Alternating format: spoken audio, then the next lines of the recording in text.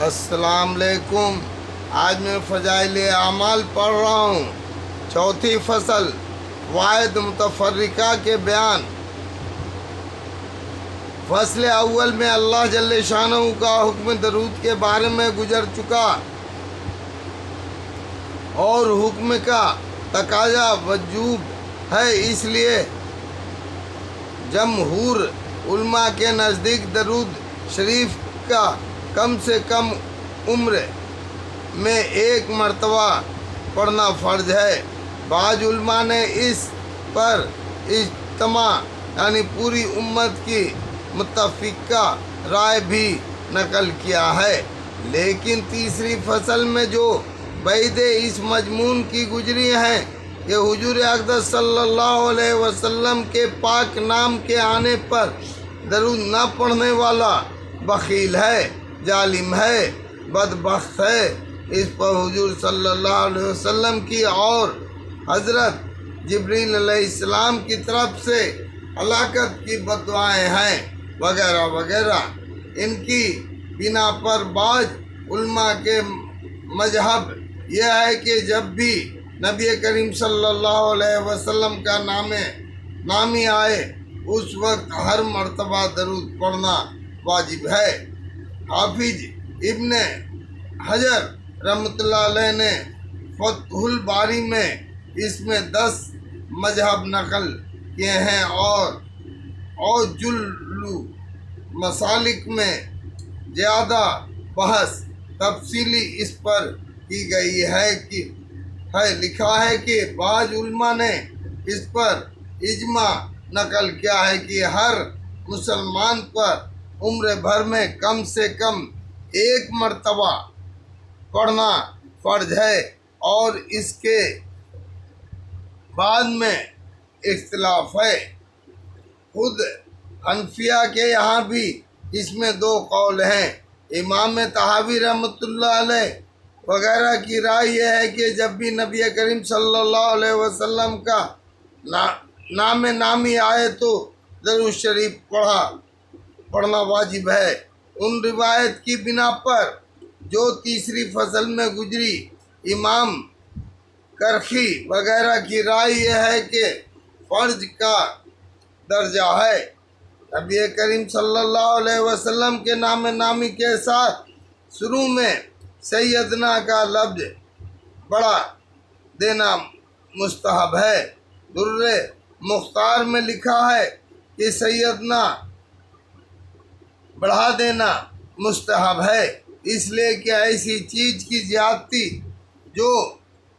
واقعی میں ہو وہ عین ادب ہے، ایسا کہ رملی رحمۃ اللہ علیہ، شفعی رحمۃ اللہ علیہ وغیرہ نے کہا ہے کہ یعنی نبی کریم صلی اللہ علیہ وسلم کا سیدی ہونا ایک امر واقعی ہے، لہٰذا اس کے بڑھانے میں کوئی اشکال کی بات نہیں، بلکہ ادب یہی ہے۔ لیکن بعض لوگ اس سے منع کرتے ہیں، غالباً ان کو ابو داؤد شریف کی ایک حدیث سے اشتباہ یعنی شبہہ ہو رہا ہے۔ ابو داؤد شریف میں ایک صحابی ابو مطرف رضی اللہ تعالیٰ سے یہ نقل کیا گیا ہے کہ ایک وفد کے ساتھ حضور صلی اللہ علیہ وسلم کی خدمت میں حاضر ہوا۔ ہم نے حضور صلی اللہ علیہ وسلم سے عرض کیا، انت سیدنا، یعنی آپ ہمارے سردار ہیں۔ حضور اقدس صلی اللہ علیہ وسلم نے فرمایا، السید اللہ، یعنی حقیقی سید تو اللہ ہی ہے۔ اور یہ ارشاد علی بالکل صحیح ہے۔ یقیناً حقیقی سیادت اور کمال سیادت، سچی سرداری اور پوری سرداری اللہ ہی کے لیے ہے، لیکن اس کا مطلب یہ نہیں ہے کہ حضور صلی اللہ علیہ وسلم کے نام پر سیدنا کا بڑھانا ناجائز ہے، بالخصوص جبکہ حضور اقدس صلی اللہ علیہ وسلم کا ارشاد جیسا کہ مشکال میں با روایت شیخین بخاری و مسلم حضرت ابو ہریرہ رضی اللہ تعالیٰ سے نقل کیا گیا ہے کہ ان سید الناس یوم القیامت الحدیث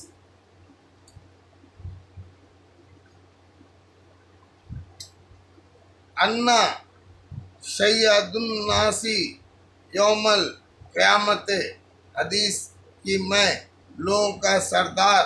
ہوں گا قیامت کے دن، اور دوسری حدیث میں مسلم کی روایت سے نقل کیا ہے ان سید ولد آدم یوم القیامت ان سید العدم یوم القیامت کی میں قیامت کے دن اولاد آدم کا سردار ہوں گا، نیز با روایت ترمذی حضرت عبدالسعید خدری رضی اللہ تعالیٰ کی حدیث سے بھی حضور صلی اللہ علیہ وسلم کا یہ ارشاد نقل کیا گیا ہے، ان سید ولد آدم یوم القیامت ولا فخر، انا سید العدم یوم القیامت والا فخر کی میں قیامت کے دن اولاد آدم کا سردار رہوں گا، اور کوئی فخر کی بات نہیں۔ حضور صلی اللہ علیہ وسلم کے اس پاک ارشاد کا مطلب جو ابو داؤد شریف کی روایت میں گزرا وہ کمال شہادت مراد ہے، جیسا کہ بخاری شریف میں حضرت ابو ہریرہ رضی اللہ تعالیٰ سے حضور صلی اللہ علیہ وسلم کا یہ ارشاد نقل کیا گیا ہے کہ مسکین وہ نہیں ہے جس کو ایک ایک دو دو لقمے در بدر پھراتے ہوں، بلکہ مسکین وہ ہے جس کے پاس نہ وسعت ہو نہ لوگوں سے سوال کرے۔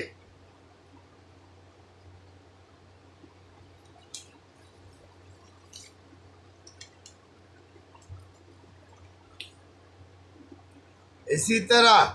مسلم شریف میں حضرت عبداللہ بن مسعود رضی اللہ تعالیٰ کی روایت سے حضور صلی اللہ علیہ وسلم کا یہ ارشاد نقل کیا ہے کہ تم پچھاڑنے والا کس کو سمجھتے ہو، یعنی وہ پہلوان جو دوسروں کو زیر کر دے۔ صحابہ رضی اللہ تعالیٰ نے عرض کیا یا رسول اللہ، اس کو سمجھتے ہیں جس کو کوئی دوسرا پچھاڑ نہ سکے۔ حضور صلی اللہ علیہ وسلم نے فرمایا یہ پہلوان نہیں بلکہ پچھاڑنے والا یعنی پہلوان وہ ہے جو غصے کے وقت میں اپنے نفس پر قابو پائے۔ اسی حدیث پاک میں حضور صلی اللہ علیہ وسلم کا یہ سوال بھی نقل کیا گیا کہ تم رقوب یعنی لا ولد کس کو کہتے ہو؟ صحابہ رضی اللہ تعالیٰ نے عرض کیا کہ جس کے اولاد نہ ہوں۔ حضور صلی اللہ علیہ وسلم نے فرمایا جو لا ولد نہیں بلکہ لا ولد وہ ہے جس نے کسی چھوٹی اولاد کو ذخیرہ آخرت نہ بنایا ہو، یعنی اس کے